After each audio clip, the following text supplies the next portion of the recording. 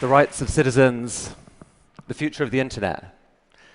So I'd like to welcome to the TED stage the man behind those revelations, Ed Snowden.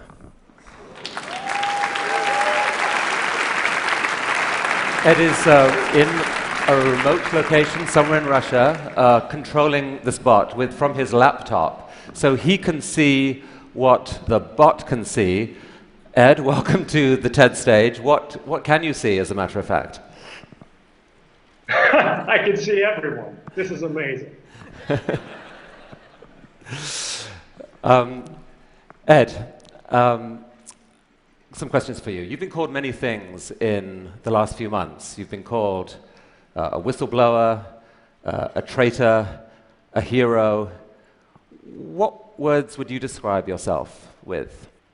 You know, everybody who's involved with this debate has been struggling over me and my personality and how to describe me. But when I think about it, this isn't the question that we should be struggling with. Who I am really doesn't matter at all. If I'm the worst person in the world, you can hate me and move on. What really matters here are the issues. What really matters here is the kind of government we want, the kind of internet we want, the kind of relationship between people and societies. And that's what I'm hoping the debate will move towards, and we've seen that increasing over time. If I had to describe myself, I wouldn't use words like hero, I wouldn't use patriot, and I wouldn't use traitor. I'd say I'm an American and I'm a citizen, just like everyone else. So just to give some context for those who don't know the whole story, This time a year ago, you were stationed in Hawaii, working as a consultant to the NSA. You had, as a sysadmin, you had access to their systems. And you began revealing certain classified documents to some hand-picked journalists, leading the way to June's revelations. Now, what propelled you to do this? You know, when I was sitting in Hawaii, and the years before when I was working in the intelligence community, I saw a lot of things that had disturbed me. We do a lot of good things in the intelligence community, things that need to be done and things that help everyone. But there are also things that go too far. There are things that shouldn't be done and decisions that were being made in secret without the public's awareness, without the public's consent, and without even our representatives in government having knowledge of these programs. When I really came to struggle with these issues, I thought to myself, how can I do this in the most responsible way that maximizes the public benefit while minimizing the risks? And out of all the solutions that I could come with, out of going to Congress when there was no laws, there were no legal protections for a private employee, a contractor in intelligence like myself, there was a risk that I would be buried along with the information and the public would never find out. But the First Amendment of the United States Constitution guarantees us a free press for a reason. And that's to enable an adversarial press, to challenge the government, but also to work together with the government, to have a dialogue and debate about how we can inform the public about matters of vital importance without putting our national security at risk. And by working with journalists, by giving all of my information back to the American people, rather than trusting myself to make the decisions about publication, we've had a robust debate with a deep investment by the government that I think has resulted in a benefit for everyone. And the risks that have been threatened, the risks that have been played up by the government have never materialized. We've never seen any evidence of even a single instance of specific harm. So let's because of that, I'm comfortable with the decisions that I make. So let me show the audience a couple of examples of what you revealed. If we can have a slide up. And Ed, I don't know whether you can see, the slides are here. This is a slide of the PRISM program. And maybe you could tell the audience what that was that was revealed. The best way to understand PRISM, because there's been a little bit of controversy, is to first talk about what PRISM isn't. Much of the debate in the US has been about metadata. They've said it's just metadata, it's just metadata, and they're talking about a specific legal authority called Section 215 of the Patriot Act. That allows sort of warrantless wiretapping, mass surveillance of the entire country's sort of phone records, things like that. Who you're talking to, when you're talking to them, where you travel, these are all metadata events. PRISM is about content. It's a program through which the government could compel corporate America. It could sort of deputize corporate America to do its dirty work for the NSA. And even though some of these companies did resist, even though some of them, I believe Yahoo was one of them, challenged them in court, they all lost because it was never tried by an open court. They were only tried by a secret court. And something that we've seen, something about the PRISM program that's very concerning me is there's been a talking point in the US government where they've said 15 federal judges have reviewed these programs and found them to be lawful. But what they don't tell you is those are secret judges in a secret court based on secret interpretations of law that's considered 34,000 warrant requests over 33 years, and in 33 years only rejected 11 government requests. These aren't the people that we want deciding what the role of corporate America in a free and open internet should be. Now this slide that we're showing here shows the dates in which different technology companies, internet companies, are alleged to have joined the program and where data collection began from them. Now they have denied collaborating with the NSA. How was that data collected by the NSA? Right, so the NSA's own slides refer to it as direct access. What that means to an actual NSA analyst, someone like me who is working as an intelligence analyst, targeting, Chinese cyber actors, things like that in Hawaii, is the provenance of that data is directly from their servers. It doesn't mean that there's a group of company representatives sitting in a smoky room with the NSA palling around and making backroom deals about how they're going to give this stuff away. Now, each company handles it different ways. Some are responsible, some are somewhat less responsible. But the bottom line is when we talk about how this information is given, it's coming from the companies themselves. It's not stolen from the lines. But there's an important thing to remember here. Even though companies pushed back, even though companies demanded, hey, let's do this through a warrant process. Let's do this, where we actually have some sort of legal review, some sort of basis for handing over these users' data. We saw stories in the Washington Post last year that weren't as well reported as the PRISM story that said the NSA broke in to the data center communications between Google to itself and Yahoo to itself. So even these companies that are cooperating in at least a compelled but hopefully lawful manner with the NSA isn't satisfied with that. And because of that, we need our companies to work very hard to guarantee that they're going to represent the interests of the user and also advocate for the rights of the users. And I think over the last year, we've seen the companies that are named on the PRISM slides take great strides to do that, and I encourage them to continue. What more should they do? The biggest thing that an internet company in America can do today, right now, without consulting with lawyers to protect the rights of users worldwide, is to enable SSL or TLS, sort of encryption, web encryption on every page that you visit.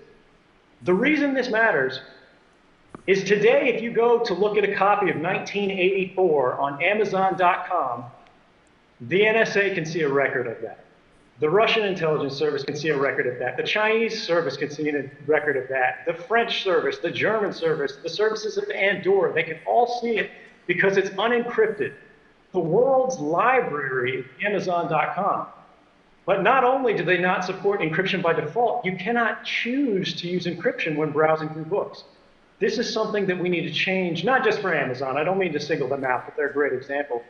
All companies need to move to an encrypted browsing habit by default for all users who haven't taken any action or picked any special methods on their own.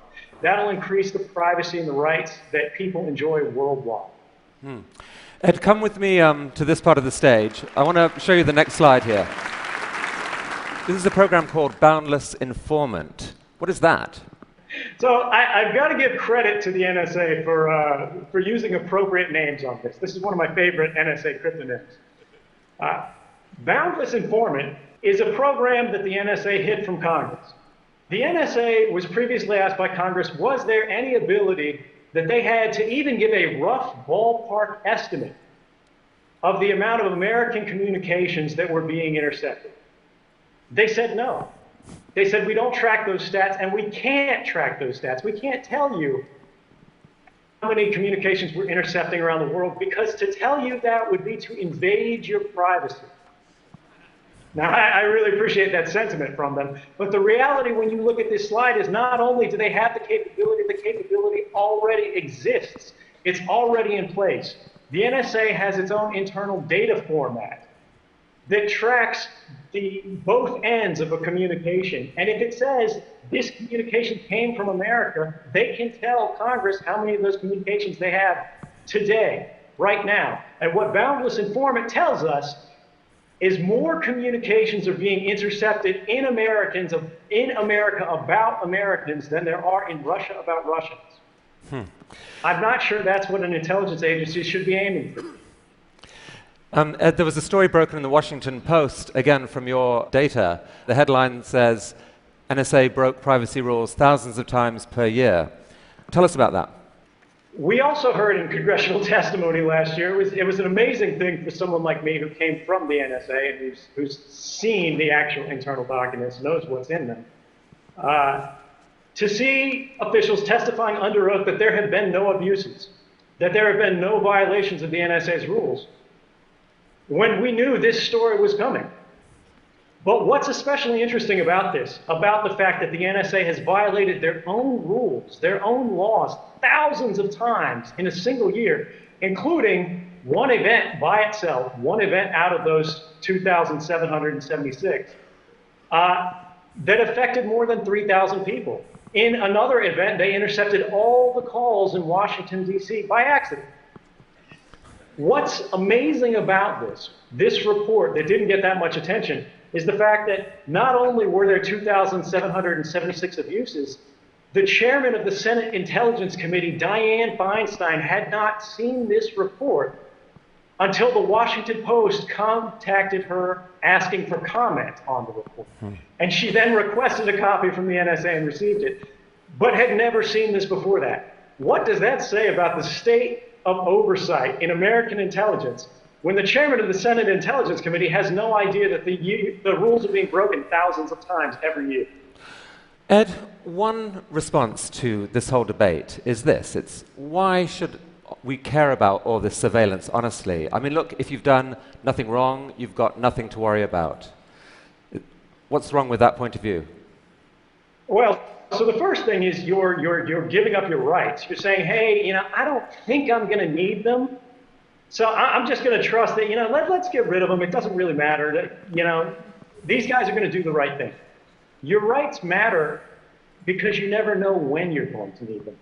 Beyond that, it's a part of our cultural identity, not just in America, but in Western societies and in democratic societies around the world. People should be able to pick up the phone and to call their family. People should be able to send a text message to their loved ones. People should be able to buy a book online.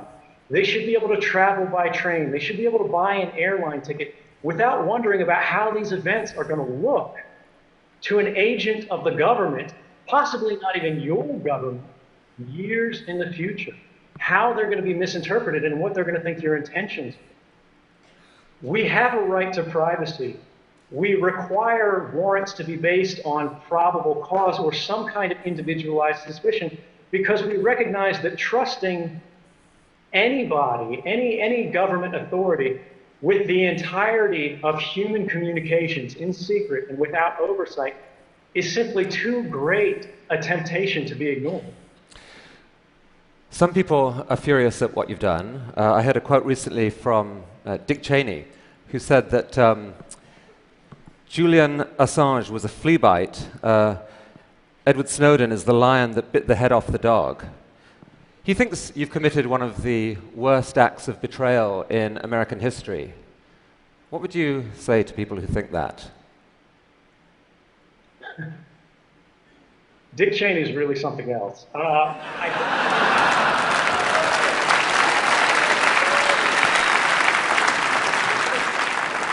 Thank you. I think it's amazing because at the time, Julian Assange was doing some of his greatest work. Dick Cheney was saying he was going to end governments worldwide. The skies were going to ignite and the seas were going to boil off. And now he's saying it's a flea bite. So we should be suspicious about the same sort of overblown claims of damage to national security from these kind of officials. But let's assume that these people really believe this. I would argue that they have kind of a narrow conception of national security. The prerogatives of people like Dick Cheney do not keep the nation safe. The public interest is not always the same as the national interest. Going to war with people who are not our enemy, in places that are not a threat, doesn't make us safe. And that applies whether it's in Iraq or on the internet. The internet is not the enemy. Our economy is not the enemy. American businesses, Chinese businesses, and any other world, any other company out there is a part of our society. It's a part of our interconnected world. There are ties of fraternity that bond us together. And if we destroy these bonds by undermining the standards, the security, the manner of behavior that nations and citizens all around the world expect us to abide by. But it's alleged that you've stolen 1.7 million documents. It seems only a few hundred of them have been shared with journalists so far. Are there more revelations to come? There are absolutely more revelations to come. I don't think there's any question that some of the most important reporting to be done is yet to come. Well, let me come here, because I want to ask you about this particular revelation. Come and take a look at this. I mean, this is a story which I think for a lot of the techies in this room is the single most shocking thing that they have heard in the last few months. It's about a program called Bull Run. Could you explain what that is? So Bull Run, and this is again where we've got to thank the NSA for their candor. This is a program named after a Civil War battle. The British counterpart is called Edgehill, which is a UK Civil War battle. And the reason that I believe they're named this way is because they target our own infrastructure. They're programs through which the NSA intentionally misleads corporate partners. They tell corporate partners that these are safe standards. They say, hey, we need to work with you to secure your systems. But in reality, they're giving bad advice to these companies that makes them degrade the security of their services. They're building in back doors that not only the NSA can exploit, but anyone else who has time and money to research and find it can then use to let themselves into the world's communications. And this is really dangerous because if we lose a single standard, if we lose the trust of something like SSL, which was specifically targeted by the Bull Run program, we will live in a less safe world overall. We won't be able to access our banks, and we won't be able to access commerce without worrying about people monitoring those communications and subverting them for their own. And do those same decisions also potentially open America up to cyber attack from other sources? Absolutely. One of the problems, one of sort of the dangerous legacies that we've seen in the post-9/11 era is that the NSA has traditionally worn two hats. They've been in charge of offensive operations, that is hacking, but they've also been in charge of defensive operations. And traditionally, they've always prioritized defense over offense, based on the principle that American secrets are simply worth more.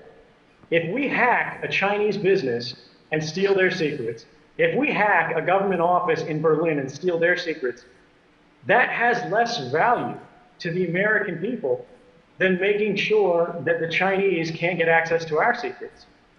So by reducing the security of our communications, they're not only putting the world at risk, they're putting America at risk in a fundamental way, because intellectual property is the basis, the foundation of our economy. And if we put that at risk through weak security, we're going to be paying for it for years. But they've made a calculation that it was worth doing this as part of America's defense against terrorism. Surely that makes it a price worth paying. Well, when you look at the results of these programs stopping terrorism, you'll see that that's unfounded. And you don't have to take my word for it, because we've had the first open court, the first federal court that's reviewed this outside of sort of the secrecy arrangement, called these programs Orwellian and likely unconstitutional. The Congress, who has access to be briefed on these things and now has the desire to be, has produced bills to reform it, and 2 independent White House panels who reviewed all of the classified evidence said these programs have never stopped a single terrorist attack that was imminent in the United States. So is it really terrorism that we're stopping? Do these programs have any value at all? I say no, and all 3 branches of the American government say no as well.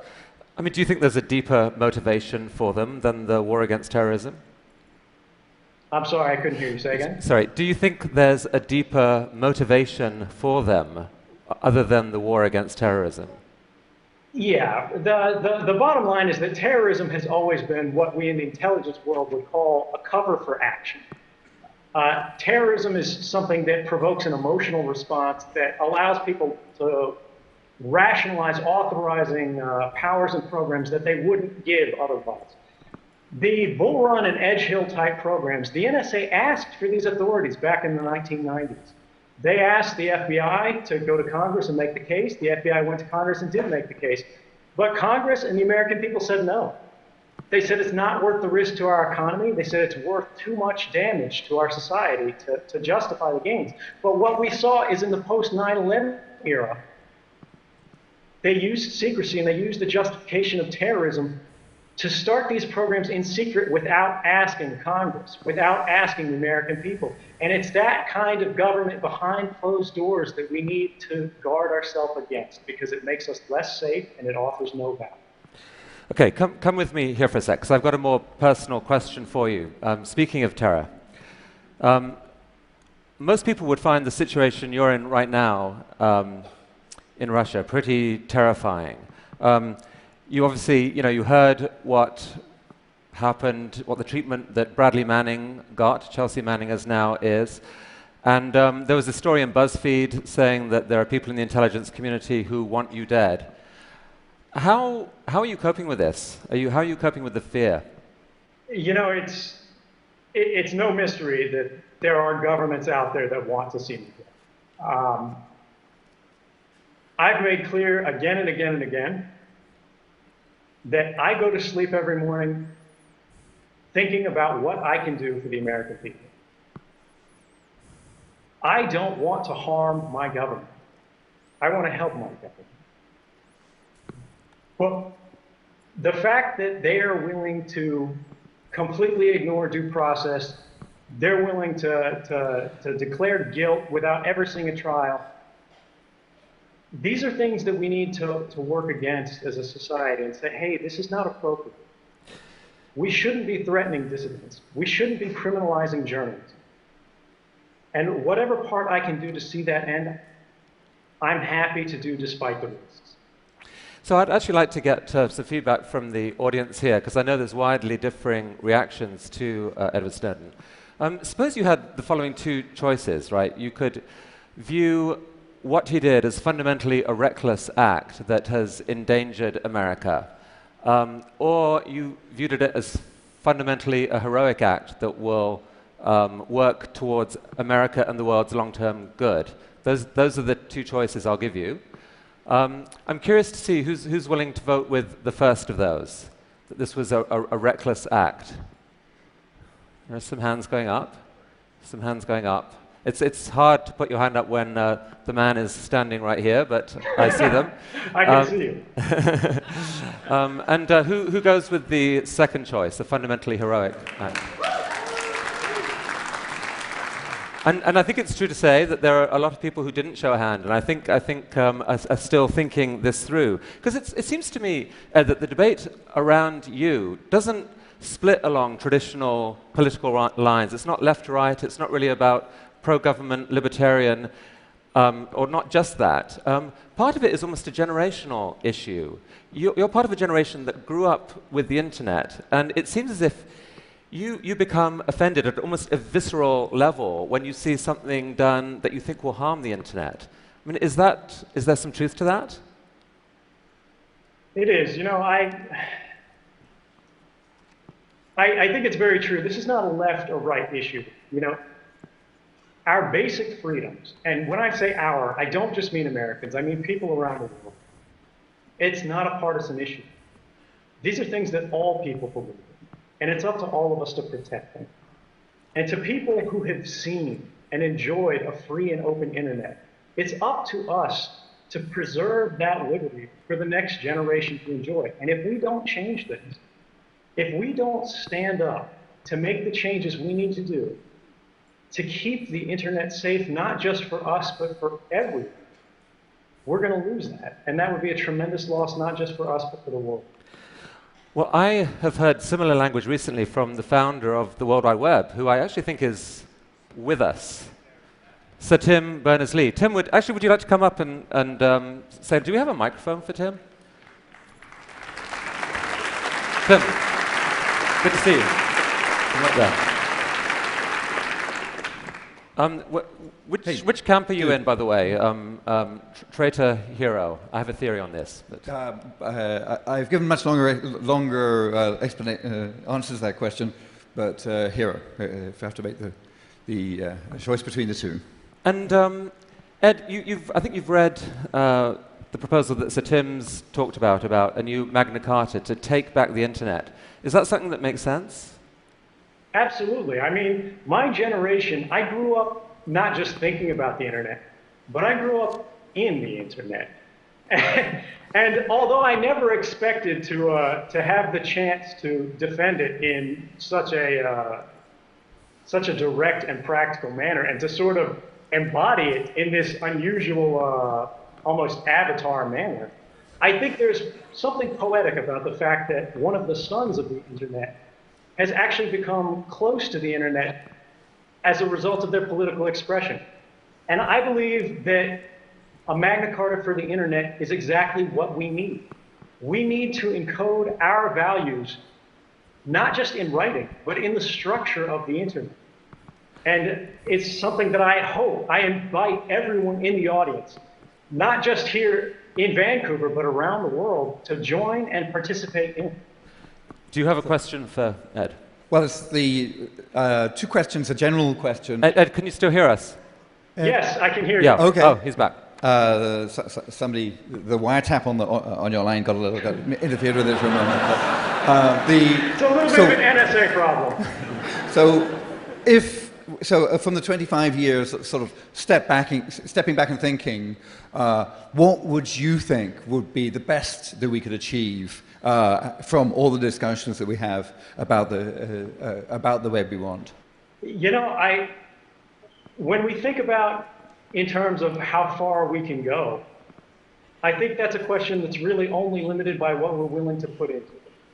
I think the internet that we've enjoyed in the past has been exactly what we as a not just a nation, but as a people around the world need.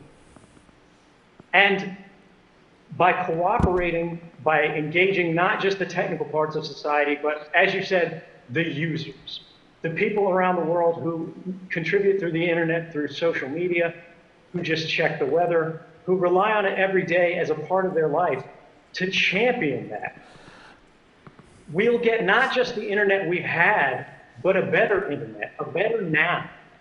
something that we can use to build a future that'll be better, not just than what we hoped for, but anything that we could have imagined.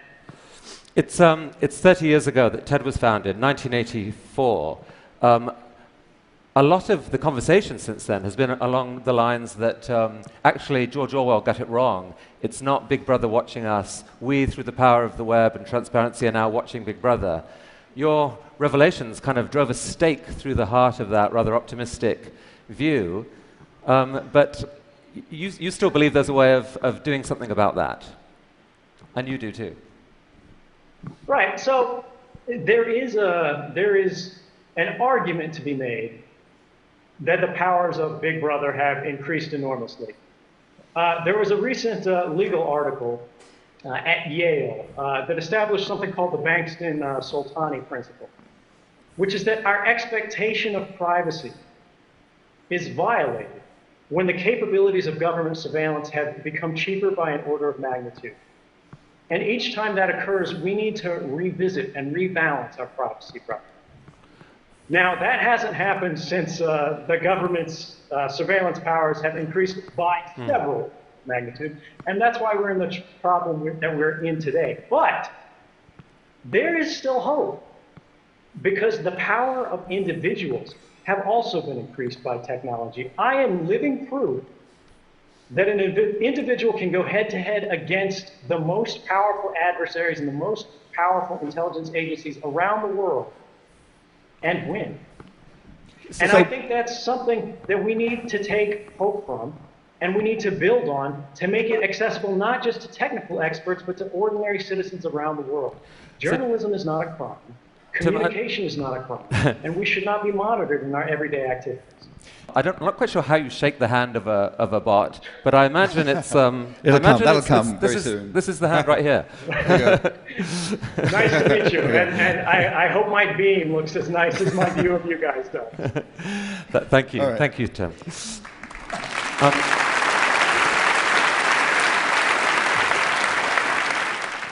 I mean, the New York Times recently called for an amnesty for you.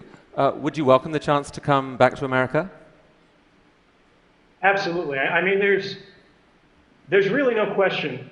The principles that have been the foundation of this project have been the public interest and the principles that underlie the journalistic establishment in the United States and around the world. And I think if the press is now saying, we support this, this is something that needed to happen, that's a powerful argument, but it's not the final argument. And I think that's something that the public should decide. But at the same time, the government has hinted that they want some kind of deal, that they want me to sort of compromise the journalists with which I've been working to come back. And I want to make it very clear that I did not do this to be safe. I did this to do what was right. And I'm not going to stop my work in the public interest just to benefit myself. Well,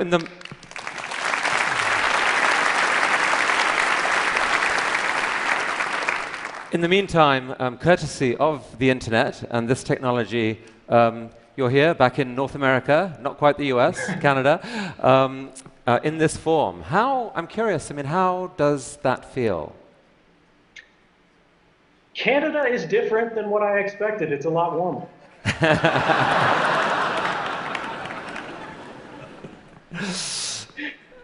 The mission is ideas worth spreading. If you could encapsulate it in a single idea, what is your idea worth spreading right now at this moment?